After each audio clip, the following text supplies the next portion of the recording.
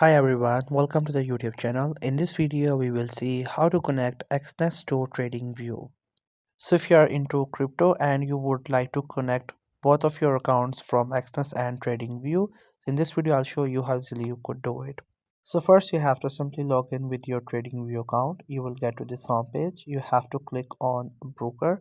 After that you have to click on this option open an account. Once you click on this option, you will get to this page. Now what you have to do here is that you have to scroll down, and then from these categories you have to first make sure that you have selected all. By that you will see all categories of different sort of brokers. Now here you can see we have different type of these platforms that we can connect it with our trading view. And once we keep scrolling down to the down page, you will notice that we will not get any option for Xnex. Unfortunately, currently TradingView is not offering its collaboration, or you can say integration, with Exness. So for that reason, you cannot connect your TradingView account with Exness.